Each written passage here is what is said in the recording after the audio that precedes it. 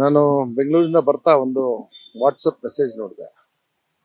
ಆ ವಾಟ್ಸಪ್ ಮೆಸೇಜಲ್ಲಿ ಅವ್ರಿಗೆ ಹಿಂದಿನೂ ಸರಿ ಬರೋಲ್ಲ, ಬಹಳ ಕಷ್ಟಪಟ್ಟು ಹಿಂದಿನೂ ಮಾತಾಡ್ತಾ, ಜೊತೆಗೆ ಭಗವದ್ ಧ್ವಜ ನಾವು ಆರಿಸ್ತೀವಿ. ಆದ್ರೆ ಕಾಂಗ್ರೆಸ್ನವರು ಮತ್ತು ಸರ್ಕಾರ ಈ ತಾಲಿಬಾನ್ ಧ್ವಜ ಆರಿಸಿದ್ರು.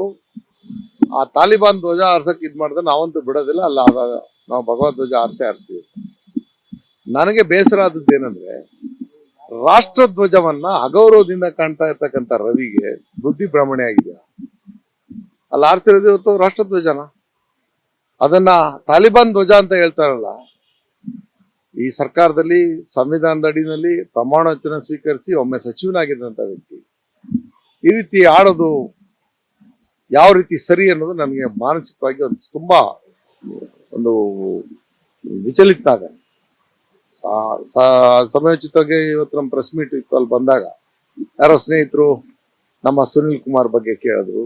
ಆ ಸುನಿಲ್ ಕುಮಾರ್ ಆ ಪರಶುರಾಮನ ಪುತ್ಳಿ ವಿಚಾರದಲ್ಲಿ ಅವ್ರು ಮಾಡಿರ್ತಕ್ಕಂಥದ್ದು, ನಡ್ಕೊಂಡಿರ್ತಕ್ಕಂಥ ರೀತಿ ಇವತ್ತು ನಿಮ್ಮ ಮಾಧ್ಯಮದಲ್ಲಿ ನೀವು ಅದನ್ನ ಕ್ಲಿಪ್ಪಿಂಗ್ ತಗೊಳಕ್ಕೆ ಆಗಲ್ಲ.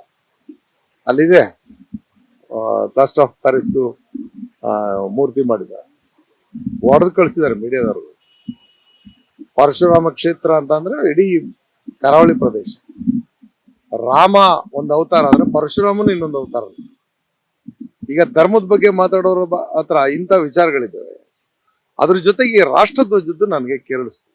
ಅದಕ್ಕೋಸ್ಕರ ನಾನು ಅದನ್ನ ಒಬ್ಬ ಭಾರತ ದೇಶದ ಪ್ರಜೆಯಾಗಿ, ನಾನೊಬ್ಬ ಶಾಸಕ ಅನ್ನೋದಕ್ಕಿಂತ ಈ ದೇಶದ ಪ್ರಜೆ, ನಾನು ನನ್ನ ಧ್ವಜಕ್ಕೆ, ನನ್ನ ರಾಷ್ಟ್ರಕ್ಕೆ ಮೊದಲ ಗೌರವ, ಮತ್ತು ಅದಕ್ಕೆ ಧಕ್ಕೆ ಉಂಟಾಗೋ ಸಮಯದಲ್ಲಿ ನಾವು ಯಾವುದೇ ರೀತಿ ಹೋರಾಟಕ್ಕೂ ನಾವು ಸಿದ್ಧ. ಅದನ್ನೇ ಇವಾಗ ನಾನು ದೂರಿನ ರೂಪದಲ್ಲಿ ಇಂಥವ್ರ ಬಗ್ಗೆ ಕ್ರಮ ತೆಗೆದುಕೊಳ್ಳಿ ಅನ್ನೋದನ್ನ SP ಅವ್ರಿಗೆ ನಾನು ಇವತ್ತು ದೂರ